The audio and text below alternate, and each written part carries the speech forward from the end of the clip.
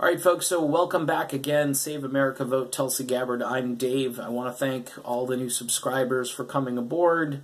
Hopefully we'll be monetized soon. We're waiting on viewership hours, I guess is the key. I get to start when I'm at 4,000, and we're not quite there yet, but we're getting close. It's actually been a lot busier than I anticipated. People are hungry for alternative viewpoints. I come from a center-right perspective, so I know that's probably not gaining me a huge audience among hardcore progressives, but I'm here because I see that our country is in trouble when it comes to leadership and when it comes to a foreign policy that's completely out of whack and out of control. The country is pretty much being run by the military-industrial complex. Let's just be honest about things, and that's an obvious truth, but few people in the media are really speaking truth to power about that particular issue. So I'd also like to say hi to my friend Brian Villalona, who's out there, and he's got his own channel, Brian News Network, Brian V News Network. You can check that out. Maybe I'll throw a link in the description of this video, but if you Google, you should be able to find him. He's also on Twitter. He and a whole bunch of other folks, obviously Jimmy Dore, just doing a spectacular job.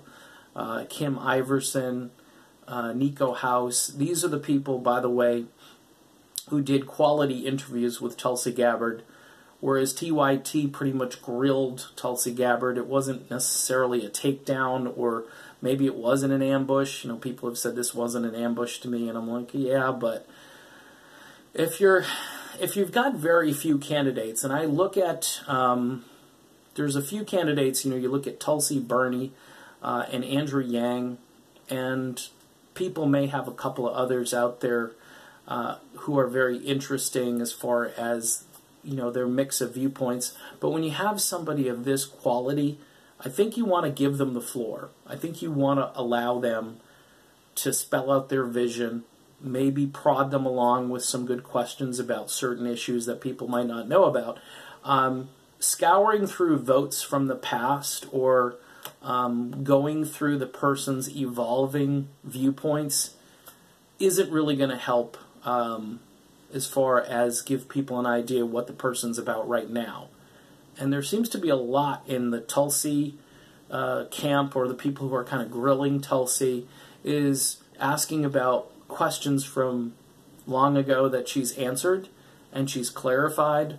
And if you don't believe her, if you think she's insincere, then move along. Find a different candidate to talk to or talk about. But as far as what you're looking for in a candidate, I don't think you're going to get much better than Tulsi Gabbard. Now, I come in from a center-right perspective, admittedly and regrettably, and also repenting here. I was a Trump supporter, former Trump voter, and I am here to tell Trump supporters that they can save face. They can get out of that cult of personality. They can get out of the Don Rickles presidency.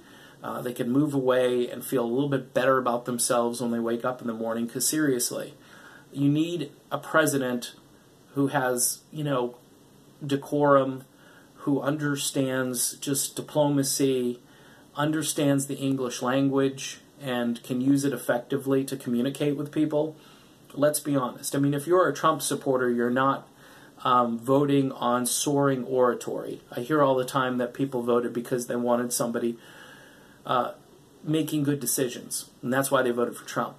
Okay? A good decision is not getting involved in Venezuela. A good decision is not getting involved in Syria. A good decision is not making Israel your prime,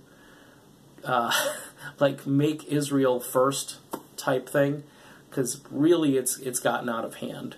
As much as I understand that Israel is an ally, and a strong ally, it just seems as though you do what you're doing right now with the Golan Heights and all these other things that, you know, things that have been happening.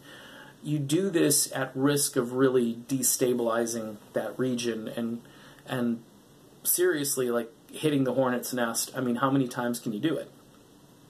All right. And the fact that we give so much aid, and this was, again, this was the president who is supposed to rein in foreign aid. Remember, America first. That's all we heard, America first. Well, it's become all these other countries first. It's become the military-industrial complex first. And our involvement, by the way, in Venezuela is another reason Trump supporters should leave. Okay, they should, look, I've heard a couple of things. I read an article yesterday, and this is kind of like from the inside of the whole Trump administration. And rumors have it Trump is getting tired. Give him credit because he's been on like this breakneck pace as far as a president, as far as going places and doing rallies and being involved. I mean, Hillary Clinton couldn't do what Trump has done. She would have already been maybe hospitalized. But the rumor has it is that Donald Trump is getting tired.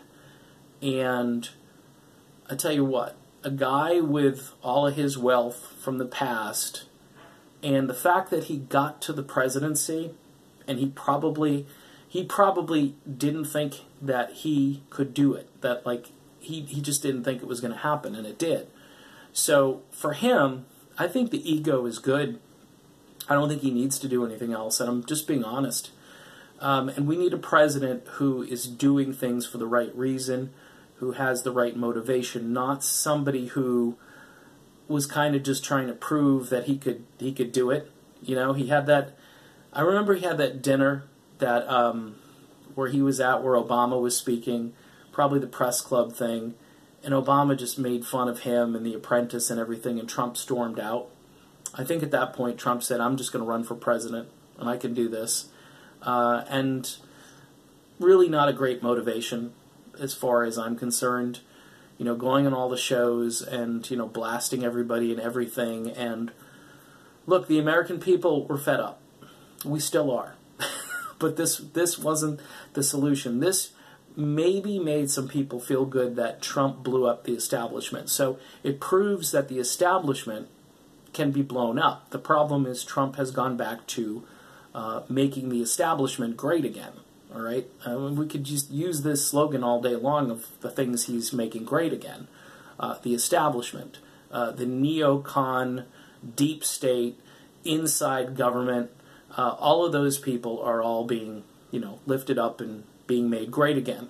Our 1980s Cold War foreign policy is being made great again, or big again. I wouldn't say great because it's not great. None of these things are really great. They're just the priorities right now. So if you're a Trump supporter and you want to save face, and you want to say, look, I'm a populist at heart. I want what's best for this country. I understand that we need to move away from the political establishment. And I don't care how we get there. You may not like some of the things that Tulsi Gabbard stands for. I know some people think on the right, just another socialist running on the crazy left wing. Well, guess what? A lot of the people on the so-called crazy left wing have some of the best ideas I've heard and have some of the best intentions and care about the country and aren't just politically correct and aren't just doing it to be the opposition to Trump. And I think that's the difference between, say, a garden variety liberal or Democrat who just wants to play for their team and a progressive who really wants to change the country and truly make the country a better place for everybody, not just for a few people, not just for the wealthy and the privileged and all that, but for every person.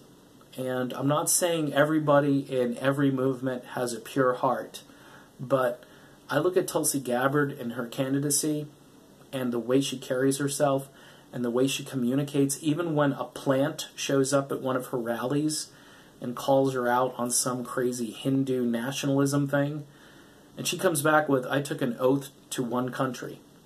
And I thought her facial expressions and her mannerisms spoke volumes as to what kind of leader she is and what kind of president she will be. Now, somebody commented on one of my videos about that we're all just, you know, like a sycophant for a great leader, and we're just going from cult of personality to cult of she's not that. Donald Trump is that. And admittedly, it's easy to get kind of wrapped up into the circus and into sort of the P.T. Barnum atmosphere that Trump creates. And by the way, the media helps him create and perpetuate. So if you're looking for a real candidate for president who can deliver and who can truly bring the country together, because we've heard Trump talk about unity, but it's too late with him for any kind of unity. He didn't run as a unity candidate, and any claim he tries to make on that is just, it's silly at this stage. He's just, it's like a drop in the ocean, and it's not going to go anywhere. He may get some of the corporate Democrats to kind of buy into some of his stuff, but in the long run, we need some big changes, and we need a president that we can truly look up to as human beings, somebody we can be proud of, tell our kids about, and say, hey, you can do this. Tulsi did it, you can do it. And in general, the policies. That's why I'm here, because the policies are the most important thing. Not your feelings, not your emotions, not how the candidate makes you feel all warm and fuzzy. That's not it. That's not going to do it. We need a candidate with real, different ideas, and somebody who can take the country back into where the founders, in all honesty, Tulsi talks about, for and by the people, a government for and by the people, and with no or very few foreign entanglements. And that's why I'm here. That's why I do this channel. So if you're a Trumper, if you're a Trumplican, if you voted for Trump because you couldn't vote for Hillary, I get all of that because I was there right there with you. But it's time to make the switch, and it's time to help Tulsi become president. Don't forget Tulsi2020.com. She's getting closer and closer by the day to that 65,000 number. She's going to make it. She's going to make it, and she's going to be on that debate stage. Just, she could use your help. All right, I'm done with this video, and I will be back with more soon, so stay tuned.